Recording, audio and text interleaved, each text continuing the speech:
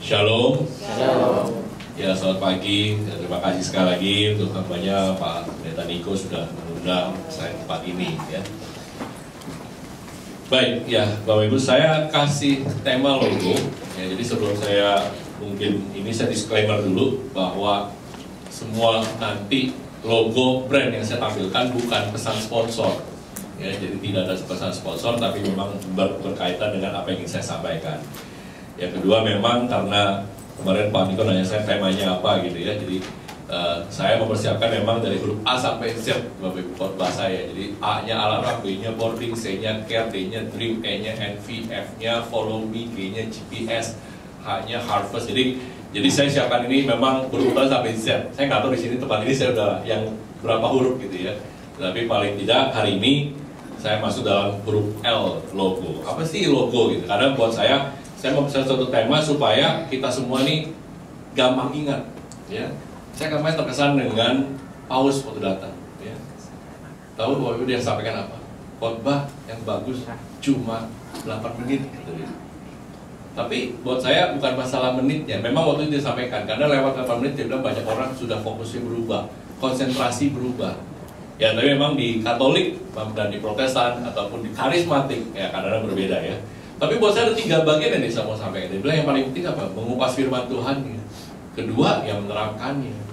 Ya. Ketiga, mengaplikasikannya dalam keseharian. Jadi poin-poin ini menurut saya yang luar biasa yang disampaikan oleh seorang Paus gitu ya. Jadi hari ini kalau kita bicara Bapak Ibu semua mendengar firman Tuhan, memang kita perlu apa? Perlu persiapan waktu yang kita kasih buat Tuhan. Jadi ketika lagi pujian, lagi worship, lakukan itu. Jadi jangan sampai diam. Jadi waktu lagi kita dengarkan firman Tuhan, konsentrasilah sama firman Tuhan. Maka ketika kita pulang, berkat Tuhan dari firman Tuhan akan kita bawa. Amin. Baik. Nah, Bapak ada sebuah perusahaan kita tahu Toyota ya, mobil Toyota. Di Jepang itu mereka sangat sukses. Jadi suatu saat mereka ingin ekspor ke Amerika, ke US. Dan mereka bikin mobil yang Toyota dengan mobil luxury, mewah gitu ya, high end, mobilnya beda lah gitu ya. Dieksporlah ke Amerika. Tapi ternyata orang Amerika tetap berpikir Toyota adalah Toyota. Mereka tidak menganggap Toyota itu sebuah brand merek yang mahal. Jadi mereka merasa ya sudah gitu. Jadi artinya Toyota tidak sukses di sana. Dan ini menjadi satu review buat para direktur Toyota di Jepang. Dan kita tahu orang Jepang sangat teliti, sangat telaten, sangat berhati-hati. Dan mereka membahas ini, kenapa Toyota tidak bisa sukses. Padahal yang di Jepang itu kualitasnya lebih bawah daripada yang mereka ekspor ke US. Jadi yang US itu sangat luar biasa. Bahannya beda, kulit joknya beda, materialnya beda, mau desainnya pun beda. Tapi tidak sukses. Lalu mereka berpikir apakah mungkin karena harga? Oh, harganya apakah mungkin mahal? Dan tiba-tiba mereka melihat lagi bahwa oh enggak, ternyata bukan karena harga juga, ketika mereka turunin juga tidak juga ya. Nah, ada satu orang ketika mereka lagi rapat ya, orang yang tidak dianggap, dia sampaikan begini, sebenarnya masalahnya bukan karena harga, tapi karena apa? Karena brand, karena ya, tentang sebuah merek. Karena buat orang US, Toyota is Toyota. Mereka masih merasa European car atau USA brand dari Amerika itu tetap nomor 1.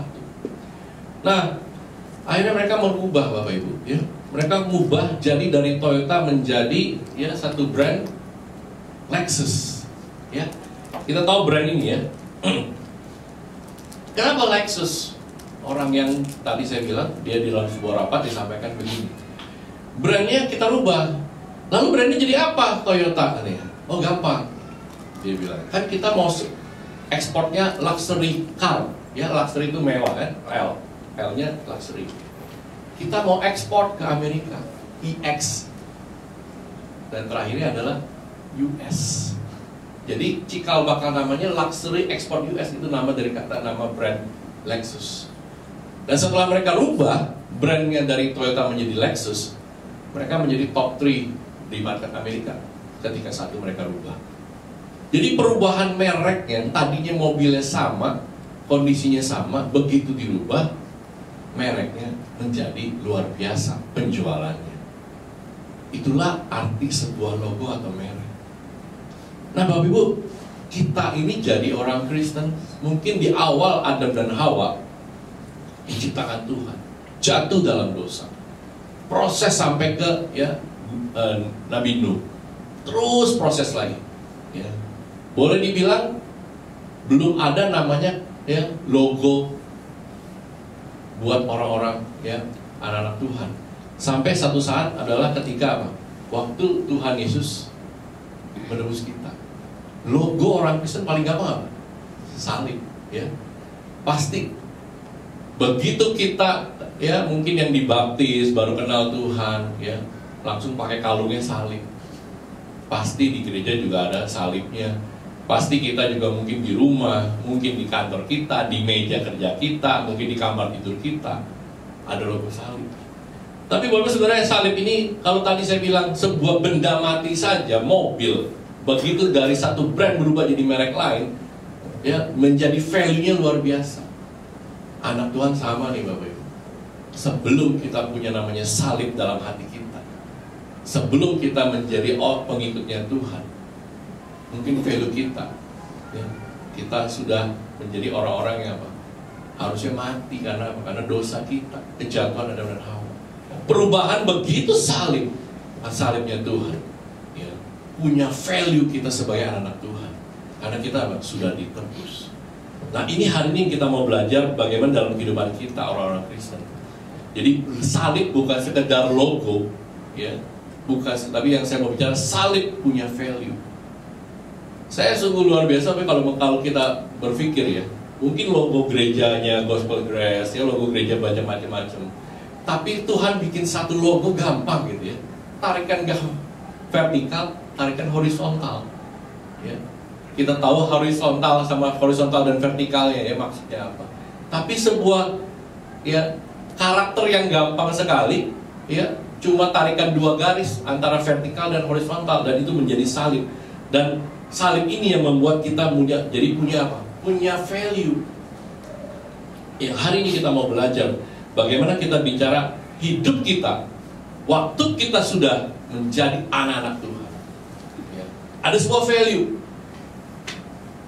sebuah logo salib yang bukan kita sekedar cuma pakai di kalung kita, mungkin kita di rumah kita. Tapi hari ini kita mau belajar waktu kita melihat logo itu salib, saudara dan saya, kita jadi orang yang pemenang dalam Tuhan. Nah, tapi seringkali Bapak Ibu saya selalu masuk firman Tuhan. Seringkali orang berpikir mengasalah value hidupnya nih. Ada orang yang berpikir pasti value-nya gini. Kalau saya sudah bisa beli barang yang branded, saya bisa punya tas mewah, saya bisa punya baju mewah, saya bisa punya jas mewah, saya bisa punya mungkin kendaraan yang bagus, yang luar biasa. Lalu kita merasa, saya sudah menjadi value seorang yang luar biasa. Tapi ada juga orang yang merasa begini, saya belum bisa nih punya tas mewah, baju mewah, mobil mewah, atau apapun gitu yang kita merasa, kita belum mampu. Lalu kita membuat di level kita seolah kecil dibandingkan orang lain.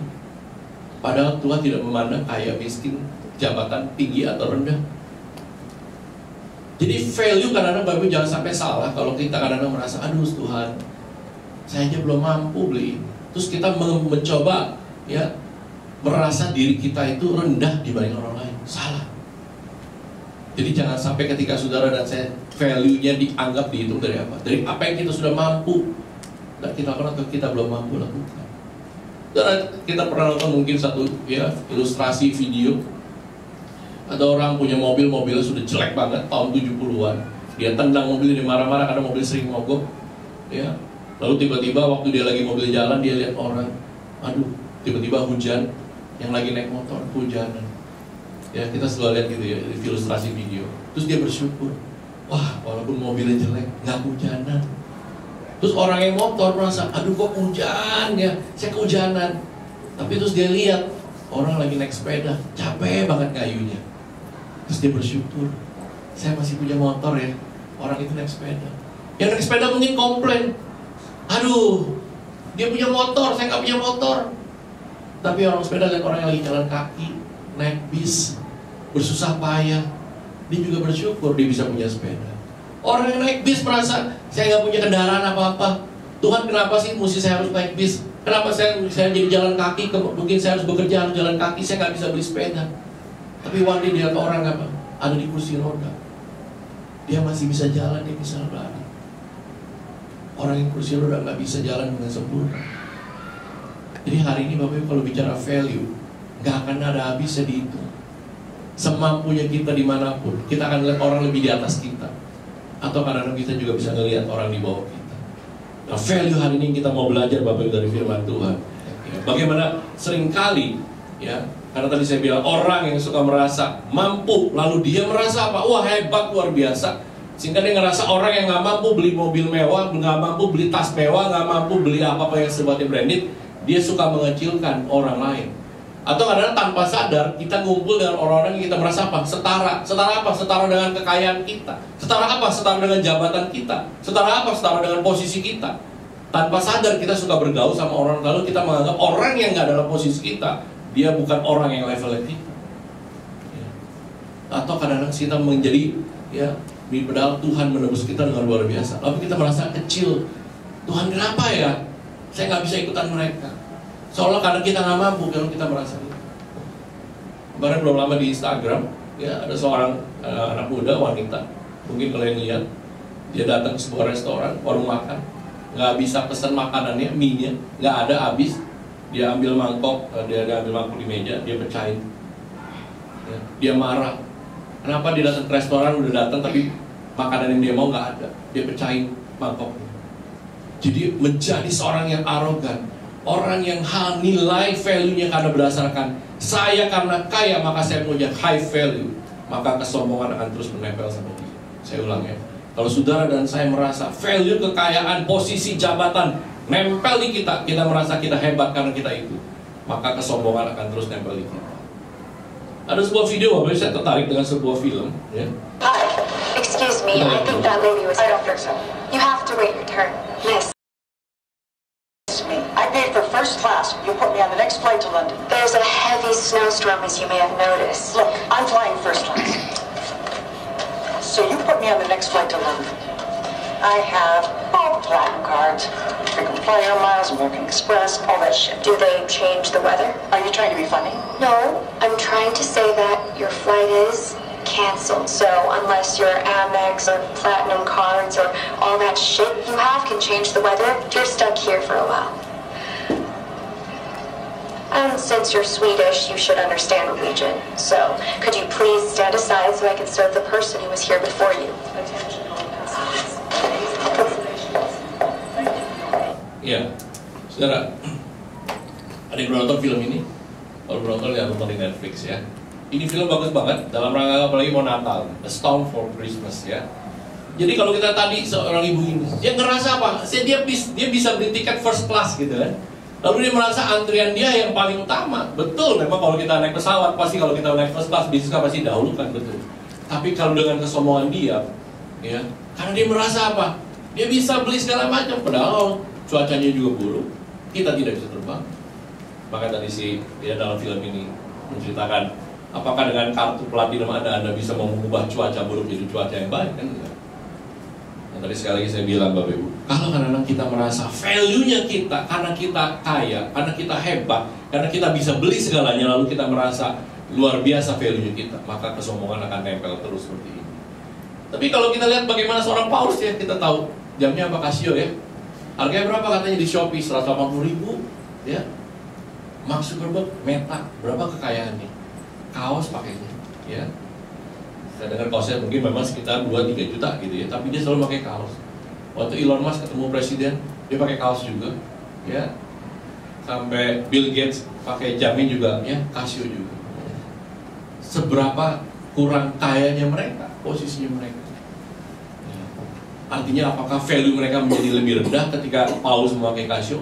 Justru kalau Paulus satu pakai mungkin mereknya Rolex ataupun apalah ya, MP dan segala macam merek yang lain, mungkin netizen Indonesia lebih parah ya, akan banyak ada di sana. Tapi gara-gara Casio dia, sudah tahu kursi dia, kursi yang dia dudukin itu harusnya udah kursinya luar biasa, dibuat yang bahan yang sangat luar biasa, dia minta ganti dengan kursi UMKM dari Semarang. Jadi kursi yang dia dudukin kalau kita lihat di TV, ya yang ada di jalan dia minta ganti. Kesederhanaan, tapi bukan berarti posisi dia rendah. Kadang-kadang Bapak kita suka berpikir value kita ya, kayak begini. Orang yang miskin kadang-kadang ngotot mesti punya barang mewah, jamnya mewah, jasnya mewah, baju mewah, sepatu mewah, dan semua mewah. Tapi setelah orang yang kaya, mungkin dia hanya pakai kaos 300.000, ya. Amsal 301, ada orang yang berlagak kaya tapi nggak punya apa-apa. Ada yang berpura-pura miskin tapi hartanya banyak. Jadi value kita jangan kita rubah menjadi seolah seperti orang yang kaya padahal kita miskin. Yang jadi akhirnya nanti pinjol, ya. Yang jadi akhirnya nanti jadinya malah ya lewat dari itu. Nah, kita masuk firman Tuhan sekarang. Value apakah yang Tuhan mau? Ini yang kita mau belajar. Saya bacakan, ya. Kita tentang garam dan terang dunia. Saya percaya semua orang sudah baca firman tadi, saya akan bacakan. Matius 5:13-16. Kamu adalah garam dunia. Jika garam itu menjadi tawar, dengan apakah ia diasinkan? Tidak ada lagi gunanya selain dibuang dan diinjak orang. Kamu adalah terang dunia. Kota yang terletak di atas gunung tidak mungkin tersembunyi. Lagi pula orang tidak menyalakan pelita lalu meletakkannya di bawah gantang, melainkan di atas kaki dian sehingga menerangi semua orang dalam rumah itu. Demikianlah hendaknya terangmu bercahaya di depan orang, supaya mereka melihat perbuatanmu yang baik dan memuliakan Bapamu yang di sorga. Ya, bacaan ataupun kalimat garam dan terang dunia pasti kita sering dengar, ya. Tetapi garam di zaman saat itu bukan air laut yang diuapkan lalu jadi garam. Jadi garam mungkin di zaman itu garam yang ada dalam rawa-rawa. Jadi kenapa maka ditulis kenapa? Jika garam itu menjadi tawar, gimana garam bisa jadi tawar? Ya. Karena garam itu ada dalam rawa-rawa dan ada banyak kotoran. Kalau sampai kotorannya itu masuk ke dalam bagian garam, ya, maka garam itu akan hilang asin. Sama kalau Bapak Ibu mungkin ya punya garam di dalam toplesnya biarkan dibuka, lalu ruangannya dibiarkan lembab, maka kelembapan akan masuk ke dalam ya, garam karena toplesnya terbuka, maka lama-lama garam itu tidak akan asin. Kalau nggak percaya silakan dicoba yang ibu-ibu ya, yang sering buka di dapur. Ya. Tetapi garam itu jadi tawar. Kenapa? Karena ada faktor eksternal luar, kotoran tadi atau kelembapan tadi. Waktu Tuhan bicara soal simpel Bapak ini, garam sama terang. Saya bicara garam dulu. Ya, kalimat ya, atau kata yang ilustrasi gampang banget, objek yang Tuhan inginkan, garam. Jadi waktu kita jadi garam, ya, saya ambil contoh gini Bapak Ibu. Waktu kita masak nih Bapak Ibu ya, atau restoran lah. Waktu garam itu sudah, ya kalau nggak ada apa-apain garam nggak jadi gunanya. Tapi waktu garam itu masuk dalam masakan, lalu masakan menjadi enak. Pertanyaan saya, siapa yang dipuji? Yang dipuji kokinya. Yang dipuji ibu-ibu yang masak. Bu, masakannya enak banget. Padahal ada unsur garamnya. Garamnya nggak dipuji, yang dipuji kokinya, ibu yang masaknya. Why? Karena itulah pelayan Tuhan. Garam menyibul kita melayani Tuhan. Garam menyibul kita melayani Tuhan. Jangan sampai kita pengennya dipuji. Kita seolah sudah melayani Tuhan dengan segala macam luar biasa, ya, menjadi garam, ya, kita seolah sudah hebat luar biasa, lalu kita pengen tinggal. Justru garam menyimpulkan seperti tadi. Dia sudah bikin masakan jadi enak, tapi bukan dia yang dipuji, kokinya dipuji. Waktu kita melayani Tuhan, ya, yang dipuji harusnya Tuhan Yesus. Amin. Yang dipuji harusnya Tuhan Yesusnya, bukan kitanya, karena kita jadi garamnya. Kita menjadi yang melebur dalam sebuah ya.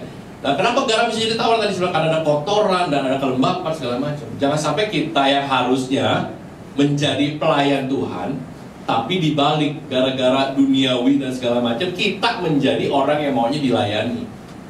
Ya, jadi saya ulang Bapak Ibu. Jangan sampai kita sebagai garam dunia harusnya kita melayani, tapi sekarang kita maunya dilayani. Itu adalah seperti garam yang jadi tawar. Itu adalah seperti garam yang penuh dengan kotoran masuk sehingga dia sudah tidak asin lagi, nggak ada gunanya lagi. Karena dalam kehidupan kita Tuhan kasih tahu seperti garam dan terang. Nah, gimana dengan terang? Ya, kita tahu kalau terang itu ya begitu lampu nyala, kegelapan hilang, nggak bisa dipilih. Begitu terang itu nyala. Ya, kalau garam tadi sesuatu yang hidden, yang tersembunyi, ya karena harus Tuhan yang dipermuliakan bukan kitanya. Sekarang terang itu jadi sebuah kesaksian yang kita. Bagaimana Tuhan kita apa? Ingin kita bersaksi buat Tuhan. Tuhan ingin kita punya ya satu kesaksian, kita bisa menerangi dunia ini. Ya, orang yang nggak punya pengharapan begitu ketemu kita jadi terang dunia, jadi punya pengharapan. Orang yang lagi berputus asa, begitu ketemu Bapak Ibu dan saya, kita ngobrol, dia menjadi punya kekuatan. Karena apa? Karena kita jadi terang dunianya Tuhan. Dan semakin kita terang bersama Tuhan, semakin tinggi, pasti cahaya akan lebih banyak mengisi ruangan. Sama, semakin kita tinggi bersama Tuhan, menjadi terang dunia Tuhan, maka akan lebih banyak orang yang lebih akan mengenal Tuhan. Ya. Jadilah sebuah garam dan terang dunia. Garam yang satu nggak kelihatan, terang dunia yang satu kelihatan. Ya. Jadi kalau garam itu nggak ada penghargaan, tapi punya hasil. Sebuah pelayanan sama. Saudara tidak, ya, jangan punya pemikiran begitu melayani Tuhan pengennya dihargai orang. Wah, suaranya bagus ya. Wah, khotbahnya luar biasa ya. Wah, Anda sudah luar biasa melayani Tuhan Senin sampai Minggu ya. Seolah kita pengennya dipuji orang. Padahal garam itu, ya, tidak, ya, kelihatan, tapi ada hasilnya. Kita melayani orang, melayani di gereja ini, sampai mungkin kursi yang kosongnya akan jadi penuh, ya. Karena itu kita melayani Tuhan, ya. Dan itulah yang Tuhan inginkan. Kalau terang, mengubah orang yang putus asa, punya pengharapan. Orang yang mungkin tadinya, waduh, ya, belum lama Bon Jovi dengar berita, ya, ada orang wanita mau bunuh diri. Si Bon Jovi lewat, ya. Dia akhirnya membuat wanita yang mau bunuh diri tidak jadi. Inilah terang dunia, ya. Inilah yang Tuhan inginkan. Karena Tuhan apa? Tuhan ingin semua orang yang punya beban berat datang kepada Tuhan, karena Dia akan memberi kelegaan. Nah, kita jadi terang dunia itu yang harus dilihat orang. Karena ada sebuah kisah tentang seorang, ya, pencipta logo Nike, namanya Caroline Davidson, ya. Waktu dia ciptakan logo ini di tahun 71, ya, kalau saya nggak salah, dia desain logo Nike, ya. Logonya itu sebenarnya ini kayak kereta cepat Jakarta Bandung gitu, Pak. Istilah mereka SUS gitu ya. Mereka ini sebenarnya juga SUS gitu ya, karena lari cepat SUS. Tapi dulu ada logonya, ada kata Nike-nya, lalu dibuang sekian tahun kemudian. Tapi inilah pencipta logonya si Caroline. Dikasih uang $35 tahun 71. Ya, $35 berarti sekitar 500.000 lah ya, tahun 71. 9 tahun kemudian Nike, si Phil, foundernya Nike, dia go public, ya, jadi perusahaannya go public Nike. Lalu 3 tahun kemudian mereka merayakan satu acara. Diundanglah si Caroline, datang. Dikasihlah dia satu penghargaan, dikasih dia sebuah emas, ya, logo emas dari Nike-nya, lalu plus dikasih 500 lembar saham. Yang saat itu mungkin harganya sekitar $40.000 harganya, ya. Jadi lembar saham. Sama dia di-keep sampai sekarang, dan sekarang nilainya sudah $3 juta. Ya. Jadi dia pencipta logo sampai dikenal namanya logo lady disebutnya katanya dalam kisah Wikipedia dia.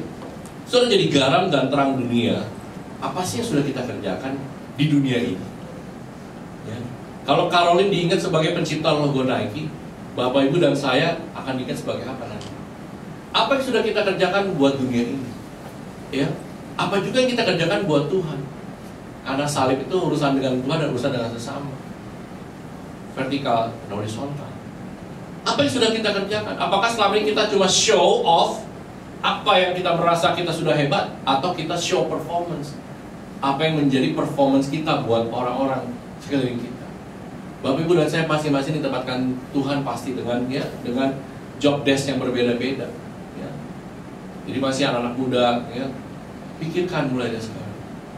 Apa sih yang kita bisa lakukan untuk dunia ini, yang sampai orang akan merasa, oh, Anda luar biasa, ya. Bukan masalah pujian ya, tapi performance ya waktu kita sampaikan itu. Orang akan memuji, melihat, apakah seperti tadi sebuah, ya, terang dunia, kesaksian kemuliaan Tuhan itu dinyatakan. Ya. Jadi biarlah kita dalam menjadi garam dan terang dunia, yang kita show itu karya, bukan kekayaan dalam tanda petik. Yang kedua, Bapak Ibu, bicara identitas. Logo salib Kristus itu, logo salibnya itu juga identitas kita. Ya, kalau tadi value-nya, sekarang saya bicara identitasnya. Tapi apa yang kita bisa temukan identitas dalam Kristus? Apa sih yang bisa kita temukan dalam Kristus Tuhan? Identitas kita sebagai makhluk ciptaan Tuhan. Suatu waktu, ya, ketika saat Adam dan Hawa dalam dosa, Tuhan hukum, mereka sudah terpisah. Lalu, ya, kita ini sebenarnya sudah sama dengan kumpulan malaikat yang mengkhianati Tuhan, iblis. Jadi kita ini sudah sebenarnya sama-sama nih wilayahnya sama iblis, sudah menjadi terdakwa yang harus dihukum mati. Tapi identitas kita berubah, ya. Waktu salib Tuhan, dia di kayu salib, Tuhan mengubah saudara yang jadi terdakwa dan saya berubah karena kasih karunia Tuhan, karena salibnya Tuhan. Kita dirubah, ya, karena kita ini biji matanya Tuhan. Tuhan rubah identitas kita yang tadinya apa kita harusnya terdakwa. Tapi seringkali orang salah kaprah nih. Banyak orang kalau ketemu saya sekarang mungkin kita ditebus dari iblis. Bukan. Kita ditebus dari hukuman dosa murka Allah. Jadi bukan berarti waktu kita seolah kita berdosa kita miliknya iblis. Bukan, ya. Jadi salib ini mengubah identitas kita adalah ketika kita harusnya kena murka hukuman Tuhan, tapi akhirnya Tuhan selamatkan kita dari hukuman murka Allah, ya. Identitas kita berubah karena, ya, salib. Jadi saudara, kita harus mengerti bahwa selain value, identitas, tapi selain hal kita sudah berubah menjadi, ya, seorang yang sudah ditebus oleh Tuhan. Tuhan mengubah identitas kita yang tadinya diterdakwa menjadi anak-anak Tuhan, yang Tuhan berkati lewat kasih karunia Tuhan. Kedua, Tuhan mengajarkan juga hukum yang sebenarnya simpel, ya Bapak Ibu. Kita tahu hukum kasih pasti, ya. Karena tadi saya selalu vertikalnya adalah dengan Tuhan. Kasihilah Tuhan dengan segenap hati. Horizontalnya kasihlah dengan sesama. Ya, hukum Tuhan, dua hukum ini sangat simpel dibuat Tuhan, tapi complicated untuk kita laksanakan. Ya, tidak mudah kita bisa bicara seberapa saudara dan saya mengasihi Tuhan. Ya. Nobody perfect, tapi itu kita kerjakan hari demi hari. Seberapa kita hebat mengasihi sesama kita. Apakah tadi orang yang cuma setara dengan kita yang kita mau kasih Tuhan? Orang yang selevel dengan kita, orang yang satu grup dengan kita, orang yang sekelompok dengan kita. Hari ini kita belajar Bapak Ibu dari kisah ini, ya. Kita semua tahu saudara ahli Taurat, ya, luar biasa mencobai Tuhan di dalam cerita kisah ini, gitu ya. Guru, apa sih yang harus kuperbuat, ya, untuk bisa memperoleh hidup yang kekal? Tuhan balikin lagi, apa yang ada dalam hukum Taurat? Mereka jawab, wah, ya luar biasa. Kasihlah tadi, kasihlah Tuhan, kasihlah sesama manusia. Sudah perbuatlah itu, kata Tuhan. Masih juga ahli Taurat ini luar biasa. Dia pengen Tuhan puji mungkin. Dia pengen Tuhan juga mungkin lakukan hal yang, ya, buat dia. Dia sudah lakukan apapun gitu, ya. Dia hebat mengasihi Tuhan, dia hebat mengasihi sesama, karena ahli Taurat merasa itu. Seringkali Bapak kita terjebak nih. Begitu orang udah baca kitab Kejadian sampai Wahyu, mungkin 5 kali. Wah, luar biasa. Berbangga hati karena saya sudah bisa baca Alkitab. Tapi sebenarnya apakah penerapannya kita? Ini yang Tuhan ajarkan dalam kisah, ya, seorang Samaria. Ya, kalau kita lihat gambar ini kita tahu semuanya Bapak. Jadi ada orang, ya, Samaria ketemu dengan orang yang lagi jalan nih, turun dari Yerusalem menuju Yeriko. Jadi kalau petanya 26 km ke arah timur, tapi menurun karena katanya kota Yerusalem 700 meter di atas laut, dan 204 meter kalau Yeriko-nya di bawah. Jadi sangat, ya, beda banget. Tapi ini turunnya 26 kilo. Ya kalau turunnya kayak jalan tol atau enak nggak apa-apa, ya. Ini turunnya pasti saat itu lembah dan lembah gitu kan. Nah, bagaimana diciptakan Tuhan dalam kisah ini, ya? Seorang iman kita tahu, ya. Saya nggak bacakan ini. Jadi seorang iman itu lewat. Nah, orang ini sudah digebukin, sudah berdarah gitu, ya. Kalau dalam cerita seorang ahli Taurat ini ada orang-orang yang dalam hukum Taurat, seorang iman kalau dia pegang darahnya, ya, merasa sudah najis. Orang Lewi juga sama lewat, enggak juga dia indahkan. Ini orang udah terkapar, mereka lewat karena mereka merasa kalau mereka pegang mereka najis. Orang Lewi juga sama.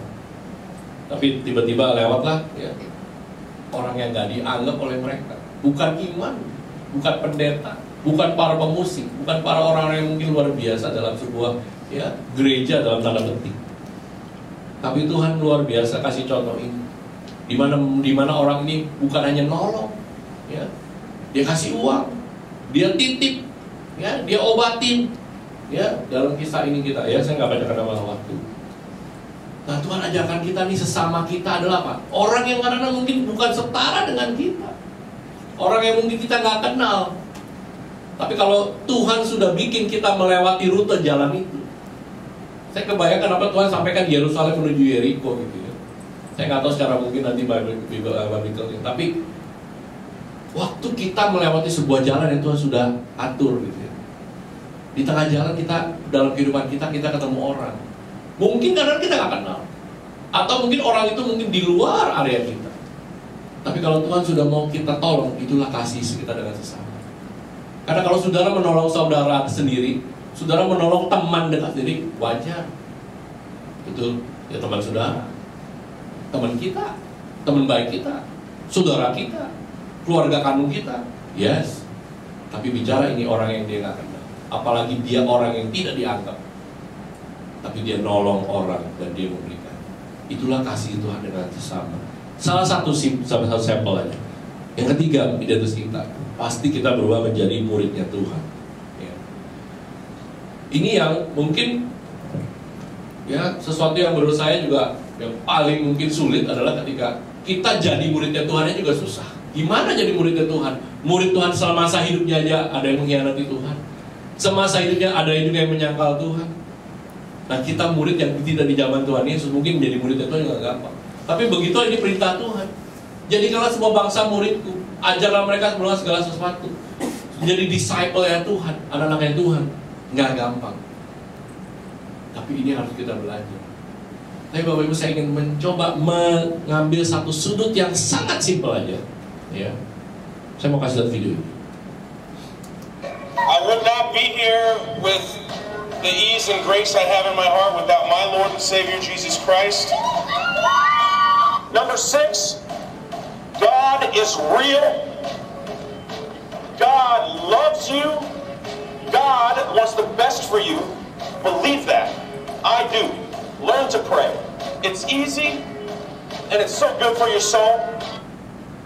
Ini dalam satu award Chris Pratt ya, kita tahu dia artis. Dalam satu hal lagi seorang penyanyi ya, Justin Bieber. Waktu dalam sebuah konser God is in this room right now. dia menyanyikan I lagu want you to ini. put your hands up. God is here right now. He's in the midst of our pain and our struggle right now. I want you to put your hands up. You are not alone. Do you hear me? You are not alone. You are not alone. You are not alone. You are not alone. Saudara, artis musik luar biasa mereka ya. Tapi mereka tidak pernah malu bersaksi buat Tuhan. Jadi murid Tuhan kadang-kadang kita ada dua hal yang bisa membagikan. Jangan pernah malu bersaksi buat Tuhan. Waktu kita ada di bawah maupun waktu kita ada di atas. Seorang penyanyi Justin Bieber ya, betapa luar biasa dia dihajar oleh Tuhan, lalu dia setelah itu dia mulai ya, dia melakukan karena dia tahu kasih Tuhan itu buat dia luar biasa ya. Dia belajar hal itu. Ada seorang yang penyanyi idol, ikut idol Bapak Ibu ya. Sebelum dia lagi bertanding, masih 10 besar, orang Kristen minta hamba Tuhan berdoa sama dia supaya dia apa? Supaya dia jadi juara, menang, didoakan dan happening menjadi orang yang juara ya, mungkin top 3 lah enggak. Tapi luar biasa hebatnya. Dari yang dia tadi yang nggak tahu dia apakah mungkin akhirnya masuk 10 besar, didoakan jadi ranking dari top 3. Tapi 1 year later, waktu dia udah jadi pemenang dalam sebuah lomba idol, diminta kesaksian dalam sebuah gereja. Yes, dia mau. Tapi ada berapa uang PK-nya? Berapa yang harus diberikan? Mulai berhitung sama Tuhan. Lupa dia menang karena siapa. Kadang-kadang Bapak Ibu, kita dalam posisi ya, mungkin kita bisa hal yang sama. Tuhan sudah berkati kita. Apakah kita mau berkati orang lain? Apakah kita berkati gerejanya kita? Apakah kita tidak pernah malu bersaksi buat Tuhan? Menjadi murid itu hal yang simpel. Waktu saudara diberkati, jadi berkatilah orang lain. Bukan hanya bicara soal harta. Mungkin profesi saudara meningkat, ya. Mungkin kita punya kehidupan kita berubah karena Tuhan. Jangan lupa sama Tuhan, menjadi muridnya Tuhan, menjadi orang disciple, murid-murid Tuhan. Kita nggak boleh lupa hal ini, dan jangan sampai jadi perhitungan sama Tuhan. Sebelumnya hebat, kita mungkin nggak berhitung, tapi begitu kita hebat, kita mulai berhitung sama Tuhan. Saya harus sudah bagian terakhir, ya. Kalau saya tanya Bapak Ibu, mungkin saya nggak usah sebutin mereknya apa, pasti tahu ya. Pokoknya dari 6 ini gitu ya. Kalau sampai nggak tahu kenapa? Kalau sampai tahu kenapa? Kalau sampai tahu kenapa? Karena Bapak Ibu suka makan makanan dalam logo ini, suka beli minumannya dalam logo ini, suka pakai mungkin sepatunya dalam logo ini, suka pakai produknya dalam ini. Kenapa? Karena kita tahu tiap hari, kita kenal, kita lihat, kita lewat. Oh, ada logo ini, kita pulang ke rumah. Oh, ada logo ini dalam kulkasnya kita. Oh, ada logo ini dalam kantornya kita. Jadi ada sebuah logo yang kita lihat. Kenapa? Walaupun asumsinya ini logo saya potong aja di sini. Saudara tetap tahu logo ini apa gitu kan? Walaupun di kakinya hilangin aja 1/4, tetap tahu itu produknya apa. Tetap tahu, walaupun itu sedikit. Kita udah tahu langsung. Kenapa? Tiap hari kita makan ini, tiap hari kita lihat ini. Kita tahu. Jadi anak-anak Tuhan, waktu orang lihat kita, orang nggak kenal kita, tapi begitu orang kenal kita, kita masuk aja dalam sebuah dalam komunitas, kita ada hadir dalam sebuah pekerjaan kita. Apakah orang tahu, ini anak Tuhan, oh ini luar biasa dia. Dia orang yang sangat luar biasa jujur, dia orang yang sangat baik hati, dia suka nolong orang. Orang kenal kita, karena apa? Walaupun orang ya melihat kitanya hanya sebagian kecil seperti sebuah logo ini, tapi orang tahu kita itu adalah anak-anak Tuhan. Dari mana? Dari sikap kita, cara bicara kita, apa yang kita lakukan tiap hari, sehingga orang itu makin lama makin kenal kita dan dia tahu kita adalah anak Tuhan. Pilihan antara Bapak Ibu dan saya. Tuhan memberkati. Haleluya. Saya undang kita boleh bangkit diri Bapak Ibu. Kita mau tutup doa ya.